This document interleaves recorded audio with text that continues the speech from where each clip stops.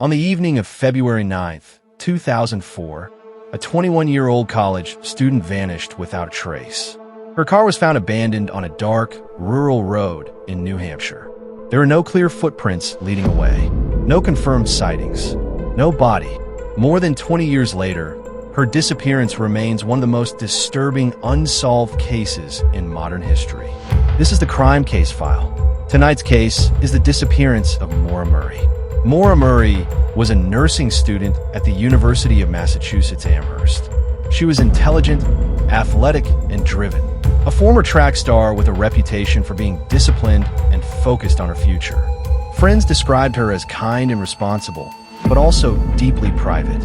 In the months leading up to her disappearance, however, signs of stress began to appear. At the time, Maura was in a long-distance relationship with her boyfriend, Bill Roche, an Army lieutenant stationed in Oklahoma. The two had met years earlier while Maura was attending the United States Military Academy at West Point. Despite the distance, they remained in contact and appeared committed to one another. However, friends and family later acknowledged that the relationship, like many long-distance ones, may have been under strain. On the day Maura disappeared, she sent Bill an email. The message was brief. She told him she loved him, and she said she would call later. That call never came. In the months leading up to her disappearance, Maura had also been involved in two separate car accidents. The first occurred after she attended a party and crashed her father's car. She was shaken, emotional, and deeply upset afterward. The second accident happened only days later when she hit a guardrail while driving alone late at night. Neither incident caused serious injuries, but both added to growing pressure in her life.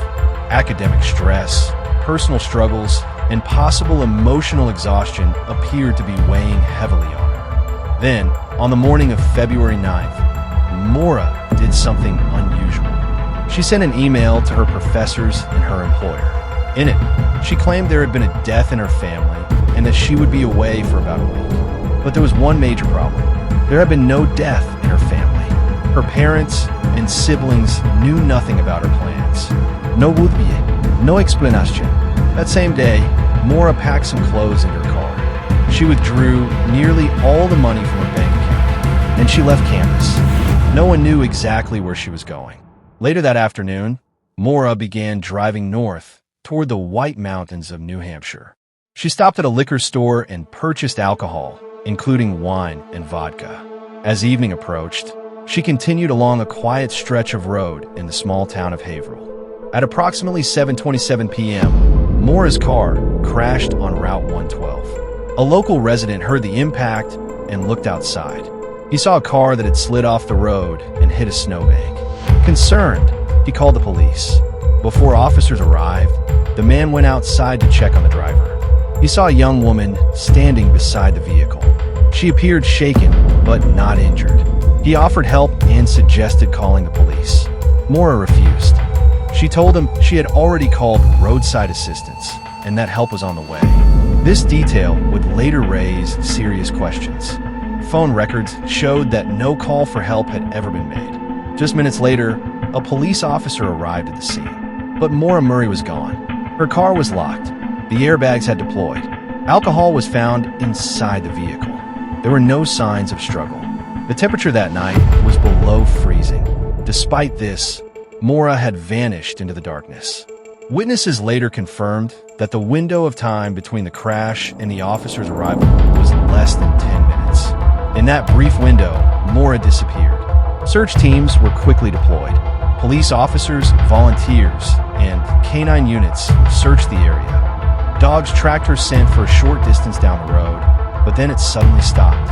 It was as if she had vanished into thin air. No footprints led into the woods. No clothing was discovered. No personal items were found.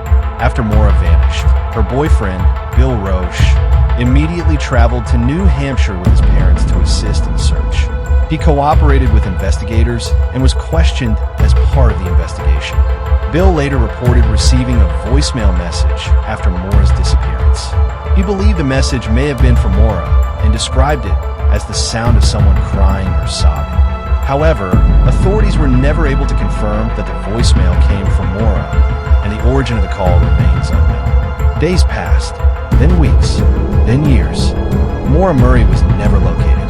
As the search continued, her family became deeply involved, pushing for every possible lead to be followed. At one point, Maura's parents made a specific and emotional request. They asked investigators to examine a particular tree near the crash site that had been marked in paint. The marking stood out to them. To Maura's parents, it raised a terrifying question. Could the marking indicate a burial site? Could it be a sign that something important had been overlooked? Authorities later stated that the marking was not connected to the case. They explained it was likely placed by forestry workers or surveyors and was unrelated to Maura's disappearance. No evidence was found beneath or around the tree. Still, for Maura's family, the unanswered questions lingered. As the investigation continued, theories began to emerge. One theory suggests that Maura planned to run away. She packed belongings, withdrew cash, and sent the email to create an alibi. But if that was the case, why abandon her car? Why disappear into freezing temperatures without proper supplies? And how did she manage to stay hidden for over 2 decades without using her identity? Another theory suggests foul play. Some believe Maura may have accepted a ride from someone passing by, someone who may not have had good intentions. This theory could explain the sudden disappearance, but there is no solid evidence, no confirmed suspect, no proof of abduction. A third theory suggests accidental death. Investigators believe Maura may have panicked after the crash, possibly fearing legal trouble due to alcohol in the car. She may have fled into the woods, disoriented and afraid. But extensive searches of the surrounding area found nothing. No remains, no trace. Even after years of renewed searches and modern technology, Maura Murray has never been found. Her family continues to search for answers. They continue to hope. More than 20 years later, the case remains open. Somewhere between that dark road and the silent woods, the truth is still hidden. If you have any information related to the disappearance of Maura Murray, authorities encourage you to come forward. This has been a Crime Case File, because every case deserves answers.